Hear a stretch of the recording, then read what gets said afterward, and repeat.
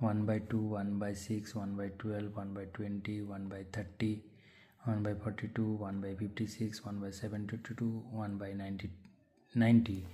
এটার শর্টকাট নিয়ম দেখাচ্ছে কীরকমভাবে, এই 90টাকে দুটো পার্টে ভাঙছে 9 × 10 দিয়ে শর্টকাটে অ্যান্সার করে দিচ্ছে 9/10।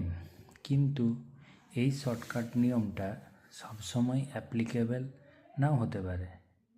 তার জন্য আমাদের যেটা জানতে হবে সেটা হচ্ছে বেসিক জিনিস। বেসিক জিনিসটা কি না, এই যে 1/90 এটার থেকে মানে এটাকে কিভাবে লেখা যায় দেখুন, এর উপরে যেটা 1 আছে সেটাকে আমি লিখতে পারি 10 - 9, আর নিচে হচ্ছে 10 × 9। এবারে এটাকে সেপারেট করলে লেখা যাবে 10 × 9 মানে হচ্ছে 1/9 - 1/10।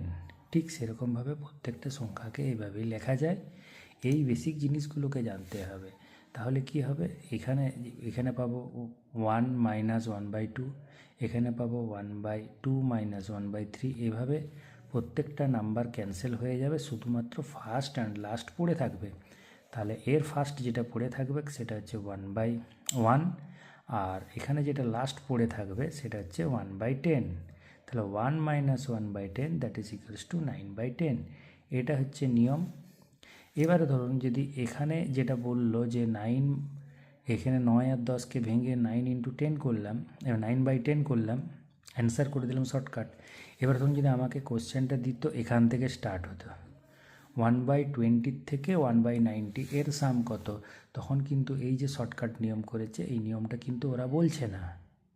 তাহলে আমার বেসিক যদি জিনিস জানি তাহলে আমার কোনো প্রবলেম হবে না, কারণ এই 1/20টার থেকে 1/90 যদি সাম বার করতে বলে সেই একই নিয়ম, ফার্স্ট অ্যান্ড লাস্ট পড়ে থাকবে। ফার্স্টকে 1/20টাকে লেখা যাবে 1/4 - 1/5, তার মানে ফার্স্ট হিসাবে 1/4 পড়ে থাকবে, আর এখানে পড়ে থাকবে 1/10। তাহলে 1/4 - 1/10 এটা করতে হবে। তাহলে তখন কি হবে, 20 লসাগু হবে, 4 × 5 = 20 হবে, 10 × 2 = 20 হবে, তখন উত্তর হবে 3/20। তখন কিন্তু এই যে শর্টকাট নিয়ম 9/10 অ্যান্সার হচ্ছিল সেটা কিন্তু হবে না।